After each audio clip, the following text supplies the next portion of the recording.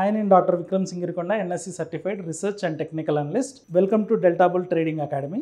In this video, we will technical analysis introduction. So, for example, ఒక మార్కెట్కి వెళ్ళారు అనుకోండి, కూరగాయల మార్కెట్. మనకి ఏదో ఎమర్జెన్సీ ఉంది, అర్జెంటుగా కూరగాయలు కావాలి, ఎర్లీ మార్నింగ్ 9 o'clock కల్లా నేను అక్కడికి వెళ్ళిపోయాను అనుకుందాం. ఇంకా షాప్స్ ఎవరు కూడా ఓపెన్ చేయలేదు. ఈ మధ్య 10 o'clockకి 10:30కి ఓపెన్ చేస్తున్నారు అనుకుందాం మార్కెట్లో. సో నేను 9 o'clockకి వెళ్ళాను, ఓన్లీ ఒక షాప్ మాత్రమే తెరిచింది. ఒక్క షాప్ మాత్రమే తెరుస్తుంది. తన దగ్గర ఆలు మాత్రమే ఉంది. నేను ఏదో ఒక వెజిటేబుల్ తీసుకొని ఇంటికి రావాలి కాబట్టి నేను తన దగ్గరికి వెళ్ళి ఆలు కావాలని అడిగాను. ఇప్పుడు ఇంకా షాప్లో తను ఏది సేల్ చేయలేదు, బోని నేను. సో తను ఏం చెప్తాడు, కేజీ 100 రూపీస్ అని చెప్పాడు అనుకుందాం. ప్రీవియస్ డే నేను ఇదే షాప్ దగ్గరికి వెళ్ళినప్పుడు నాకు అది 90 రూపీస్కి అమ్మాడు అనుకోండి. నేను ఇక్కడ తనతో బార్గెన్ చేయొచ్చు. 100 రూపీస్ కాదు, నిన్న ఈవినింగ్ నేను 90 రూపీస్కే కొన్నాను, సో నాకు 100 రూపీస్ కాదు 90 రూపీస్కి ఇవ్వమని అడగవచ్చు. ఇప్పుడు తను 90 రూపీస్కి అమ్మొచ్చు, లేదా నన్ను కన్విన్స్ చేసి లేదు నిన్నటి ప్రైజెస్ వేరు, ఈరోజు ప్రైజెస్ వేరు, మార్కెట్లో ప్రైజెస్ పెరిగాయి కాబట్టి నేను 100 రూపీస్కి అమ్ముతానని నన్ను కన్విన్స్ చేయొచ్చు. ఈ రెండిట్లో ఏదైనా జరగవచ్చు. ఏది జరిగినా ఇది తన ఫస్ట్ ప్రైస్. ఫర్ ఎగ్జాంపుల్ తన మాటే నెగ్గింది అనుకోండి, 100 రూపీస్కి తను సెల్ చేశాడు నాకు. నేను తనకు 100 రూపీస్ సెల్ చేయగానే ఇప్పుడు తన దగ్గర ఒక బోర్డు ఉంది అనుకుందాం. ఫస్ట్ బోనీ కదా, బోనీ ప్రైస్ అక్కడ రాసుకున్నాడు 100 రూపీస్. దీన్ని ఓపెనింగ్ ప్రైస్ అంటాం. ఓపెనింగ్ ప్రైస్ 100 రూపీస్ ఉంది. ఇప్పుడు నాకు ఎమర్జెన్సీ కాబట్టి ఎక్కువసేపు నేను డిస్కస్ చేయకుండా 100 రూపీస్ కట్టేశాను, తీసుకొని వెళ్ళిపోయాను. నెక్స్ట్ పర్సన్ ఒక 9:15కి అలా వచ్చాడు. ఆ టైంకి ఇంకొక 5-6 షాప్స్ ఇంకా ఓపెన్లో ఉన్నాయి. ఇప్పుడు ఈ 100 రూపీస్ సేమ్ చెప్తే ఈ నెక్స్ట్ వచ్చిన పర్సన్ కొనొచ్చు, లేదంటే నేను వేరే షాప్కి వెళ్ళిపోతాను అని చెప్పి వేరే దగ్గరికి వెళ్ళిపోవచ్చు. సో ఇక్కడ ఏంటంటే తినకి నెగోషియేటింగ్ పవర్ ఉంది. నేను వచ్చినప్పుడు ఒకే షాప్ ఉంది కాబట్టి అవసరమైతే కొనుక్కోవాలి, లేకపోతే వెళ్ళిపోవాలి. నాకు ఇంకా వేరే ఆప్షన్స్ ఉన్నాయి కాబట్టి నేను ఇక్కడ తన దగ్గర నెగోషియేట్ చేశాను. నెక్స్ట్ ప్రైస్ తను 95కి వచ్చాడు అనుకుందాం, అది సెకండ్ ప్రైస్ కదా. సో 95కి వచ్చాడు, 9:15 ప్రైస్ 95. ఇలాగ రోజంతా రికార్డ్ చేసుకుంటూ వెళ్ళామనుకోండి, అరౌండ్ తన షాప్ క్లోజ్ చేసే టైం 3 o'clock 3:30కు క్లోజ్ చేస్తున్నాడు అనుకుందాం. ఈ కంప్లీట్ డేలో ప్రైస్ అంతా రికార్డ్ చేశాడు. ఒక పర్సన్కి 100కి అమ్మాడు, ఒక పర్సన్కి 95కి అమ్మాడు, తర్వాత మళ్ళీ 100కి అమ్మాడు, తర్వాత 80కి అమ్మాడు, తర్వాత 110కి అమ్మాడు. ఇలాగ డిఫరెంట్ ప్రైజెస్లో రోజంతా డిపెండింగ్ ఆన్ వాళ్ళ ఎమర్జెన్సీని బేస్ చేసుకొని, వాళ్ళకున్న నీడ్ని బేస్ చేసుకొని, వాళ్ళకున్న నెగోషియేటింగ్ పవర్ని బేస్ చేసుకొని కొంతమంది దగ్గర ఎక్కువ ప్రాఫిట్ వచ్చింది, కొంతమంది దగ్గర లాస్ వచ్చింది, కొంతమంది దగ్గర బ్రేక్ ఈవెన్లో తను సెల్ చేసుకున్నాడు. ఇప్పుడు ఈ డాటానంతా మనం ఒక చార్ట్ మీద వేసుకున్నాం అనుకోండి. 9 o'clockకి షాప్ తెరిచాడు, 3:30కి షాప్ క్లోజ్ చేసుకున్నాడు. ఓపెనింగ్ 100 రూపీస్ దగ్గర జరిగింది.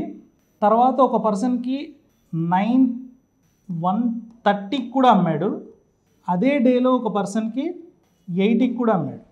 సో తన ప్రైస్ వేరియేషన్స్ ఎలా ఉన్నాయంటే ఇందులో చాలా డిఫరెంట్ ప్రైస్ పాయింట్లో అమ్మాడు. ఓపెనింగ్ ప్రైస్ 100, షాప్ క్లోజ్ చేసే టైంకి 80కి అమ్మాడు. అదే రోజు 130కి కూడా ఒక పర్సన్కి అమ్మాడు.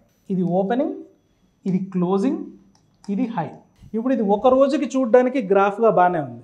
ఇప్పుడు ఇదే ఒక 10 days చూసామనుకోండి, ఇలాంటి డాటా ఎన్ని వస్తాయి, హండ్రెడ్స్ ఆఫ్ డాటా వస్తుంది. అదంతా ప్లాట్ చేసుకుంటూ వెళ్తే దాన్ని అనలైజ్ చేయడం కష్టం.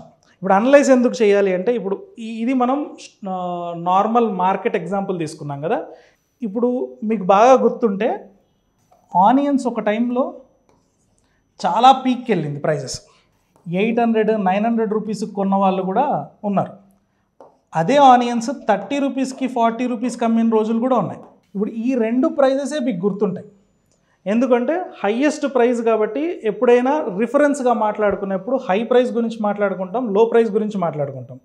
దీంట్లో అంత ఫ్లక్చువేషన్స్ ఉండవు కాబట్టి ఈ ప్రైస్ని అంత అనలైజ్ చేయక్కర్లేదు. రేపు పొద్దున వెళ్ళిపోయి ఒక 40 రూపీస్కో 50 రూపీస్కో నడుస్తుంటే ఇది ఒక యావరేజ్ ప్రైజే కదా అని తీసుకొని వెళ్ళిపోతారు. కానీ స్టాక్ మార్కెట్లో ఎలా ఉంటుందంటే every minute and every second stock ప్రైజెస్లో మార్పులు జరుగుతూ ఉంటాయి కాబట్టి మనకి కంప్లీట్ డాటా ఏ ప్రైజుల్లో ఏ టైంలో నడిచింది అనే డాటా మన దగ్గర ఉంటే దాన్ని అనలైజ్ చేసుకొని బార్గెన్ చేసి ఒక బెస్ట్ ప్రైస్ మనం తీసుకోవడానికి అవకాశం ఉంటుంది కాబట్టి మనకు ఆ డాటా అవసరం పడుతుంది. ఇప్పుడు ఇలా ప్లాట్ చేసుకుంటే ఆ డాటా ఒక 10 days డాటా చూద్దాం అనుకున్నాం అనుకోండి, చాలా ప్రైస్ పాయింట్స్ ఉంటాయి. ఇలా చాలా ప్రైస్ పాయింట్స్ ఉంటాయి. 80కి కూడా అమ్మాడు. సో తన ప్రైస్ వేరియేషన్స్ ఎలా ఉన్నాయంటే ఇందులో చాలా డిఫరెంట్ ప్రైస్ పాయింట్లో అమ్మాడు. ఇది ఒక ఫార్మాట్. ప్రైజెస్ని ఒక స్ట్రక్చర్లో వేస్తారు. ఆ స్ట్రక్చర్ని క్యాండిల్ స్టిక్ అంటారు. దాని అనాటమీ ఎలా ఉంటుందంటే, ఇప్పుడు ఇంతకు ముందు ఎగ్జాంపుల్లో 100 రూపీస్ ఓపెనింగ్ ప్రైస్ కదా, మార్కెట్ ఓపెన్ అవ్వగానే 100 రూపీస్ మార్క్ చేసుకొని తర్వాత అదే రోజు 80 రూపీస్ వరకు వెళ్ళింది. సో 80 రూపీస్ వరకు వెళ్ళింది అండ్ అదే రోజు 130 వరకు కూడా వెళ్ళింది. ఈ 3 ప్రైస్ పాయింట్స్ ఉన్నాయి కదా, క్లోజింగ్ ఎక్కడ జరిగింది? 80 రూపీస్ దగ్గర జరిగింది. సో ఓపెనింగ్ని క్లోజింగ్ని కలుపుతాం. కలిపేసి ఓపెనింగ్ కన్నా క్లోజ్ కిందికి ఉందనుకోండి, దీన్ని రెడ్తో షేడ్ చేసి హయ్యెస్ట్ పాయింట్కి ఓపెన్కి మధ్యలో ఒక లైన్ గీస్తాం. అప్పుడు ఇలా వస్తుంది. దీన్ని క్యాండిల్ స్టిక్ అంటాం. ఈ మొత్తం డే రేంజ్ని రేంజ్ అంటాం. అంటే ఓపెనింగ్ ఇది, క్లోజ్ ఇది, హై ఇది, లో గుడ్ ఇది. కొన్నిసార్లు ఏమవుతుంది, 70 వరకు కూడా వెళ్ళి క్లోజ్ అయ్యేటప్పటికి మళ్ళీ బ్యాక్కి పుష్ అయ్యి ఇక్కడ క్లోజ్ అయింది అనుకోండి, ఓపెన్కి క్లోజ్కి మధ్యలో ఒక బాడీ గీసేసి రెడ్ కోడ్ వేస్తాం. సేమ్ అదే రివర్స్లో జరిగింది అనుకోండి, ఓపెనింగ్ 100లో జరిగింది, క్లోజ్ 110 దగ్గర జరిగింది, అదే రోజు 90 రూపీస్ వరకు వెళ్ళింది, అదే రోజు 130 వరకు కూడా వెళ్ళింది అనుకోండి, ఓపెన్కి క్లోజ్కి మధ్యలో హై ఉంది కదా, ఓపెన్కి పైన క్లోజ్ ఉంది కాబట్టి ఇది గ్రీన్తో కోడ్ చేసుకుంటాం. దీన్ని క్యాండిల్ స్టిక్స్ అంటాం. ఇలా ప్లేస్ చేయడం వల్ల ఏంటంటే విజువల్గా కూడా చూడడానికి ఏది బుల్లిష్ డే ఏది బేరిష్ డే అని ఈజీగా మనకు అర్థమవుతుంది. ఈ క్యాండిల్ స్టిక్ చూడగానే ఈ డే మొత్తం ఏం జరిగిందో మనం ఎస్టిమేట్ చేయగలుగుతాం. ఇది రెడ్గా ఉంది అంటే ఓపెనింగ్ ఎంతకు ఓపెన్ అయిందో క్లోజ్ అయ్యేటప్పటికి దానికన్నా తక్కువలో క్లోజ్ అయిందని తెలుస్తుంది. అండ్ 70 వరకు వెళ్ళి పైకి వచ్చేసింది కదా. సో ఇక్కడ ఏం జరుగుతుంది, మనకి దీన్ని షాడో అంటారు. షాడో కానీ విక్ కానీ అంటారు. ఒకవేళ డౌన్ విక్ కిందికి ఉందనుకోండి, ఇంత దూరం ఉందనుకోండి, ఇది చూడగానే మనకేమర్థం అవుతుంది అంటే మార్కెట్ ఇక్కడ నుంచి ఓపెనింగ్ 100 దగ్గర అయినా కూడా ఆల్మోస్ట్ 60 వరకు మార్కెట్ కిందకి పడిపోయింది.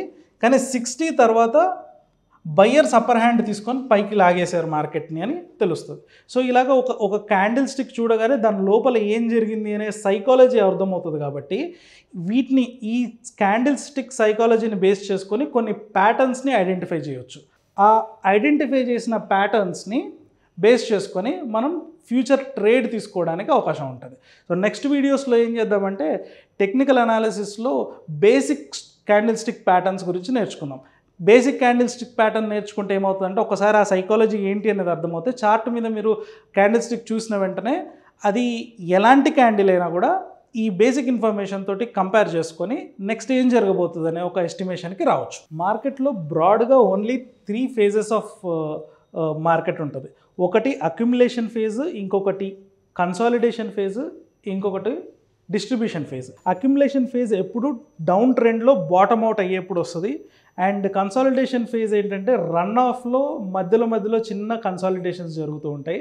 అండ్ డిస్ట్రిబ్యూషన్ ఫేజ్ ఏంటంటే ఈ ఫేజ్లో మార్కెట్లో ఈ ప్రైస్ నుంచి ఇక్కడ వరకు ర్యాలీ జరిగింది కదా, ఈ ర్యాలీ తర్వాత ఈ ప్రైస్ చాలా ఓవర్ బాట్ రేంజ్లో ఉంది, ఇప్పుడున్న ప్రైస్ అంత రీజనబుల్ ప్రైస్ కాదు అనే ఎస్టిమేషన్ తోటి ఇక్కడ తీసుకున్న వాళ్ళు అమ్మేయడం స్టార్ట్ చేస్తారు. ఆ తర్వాత ట్రెండ్ రివర్స్ అవుతుంది. ఈ ట్రెండ్ రివర్సల్లో కూడా సేమ్ ట్రెండ్ రివర్స్ అయినప్పుడు కూడా కన్సాలిడేషన్ ఫేజ్ ఉంటుంది, తర్వాత మళ్ళీ లాస్ట్కి అక్యుములేషన్ ఫేజ్ వస్తుంది. సో ఇలా 3 ఫేజెస్లోనే మార్కెట్ రన్ అవుతూ ఉంటుంది.